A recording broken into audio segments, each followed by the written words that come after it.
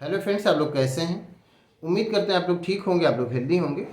Friends, इस video में बात करेंगे कि जब कोई सीड होता है उसको सॉइल में डाला जाता है तो फिर उसके बाद उसमें ग्रोथ होती है और उससे फिर रूट और शूट निकलते हैं। तो उस सीड को कहाँ से फूड मटेरियल मिलता है, जबकि ना उसमें रूट होता है और ना ही शूट होता है।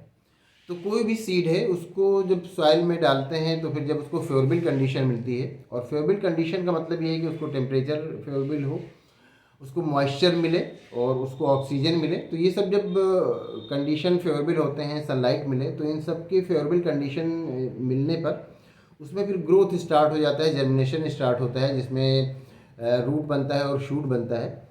तो उसके बाद की ये स्टेज है कि उसमें फोटोसिंथेसिस स्टार्ट होता है और उसके लिए वो फूड का फॉर्मेशन होने लगता है। लेकिन जो इनिशियल स्टेज होती है कि जहाँ पर सीड को आपने सॉइल में डाला, उसको फेवरेबल कंडीशन मिली, तो उसमें जो ग्रोथ स्टार्ट हुआ, उसके लिए सीड को कहाँ से फूड मटेरियल मिलता है। तो उसके लिए जो फूड मटेरियल उसको सीड को मिलता है वो उसके कॉटिलेडॉन से मिलता है। जो कॉटिलेडॉन होते हैं उसमें जो जब उसको वाटर मिलता है तो उसका जो एंजाइम होते हैं वो एंजाइम एक्टिवेट हो जाते हैं, और वो एंजाइम एक्टिवेट होके फिर कॉटिलेडॉन्स में जो फूड होते हैं उसको सॉल्युबल फॉर्म में बदलना स्टार्ट कर देते हैं, जिससे उसका जो एम्ब्रियो होता है उसको एनर्जी मिलती है। फिर उसके बाद क्या होता है कि उसमें जो रेडिकल होता है वो रूट के फॉर्म में ग्रो होना शुरू होता है।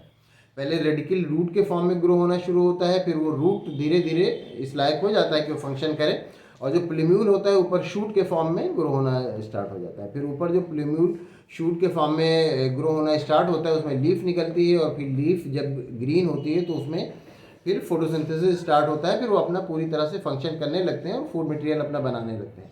लेकिन उससे पहले जो उनको इनिशियल स्टेज पे फूड मिलता है वो कॉटिलेडॉन से मिलता है। तो जब कोई सीड आप उसको उससे ग्रो कराते हैं और वो सॉइल में उसको डालते हैं तो उसको कहीं और से फूड मटेरियल नहीं मिलता, बल्कि उस सीड में जो जो सीड के कॉटिलेडॉन है उसी से ही उसको फूड मटेरियल मिलता है।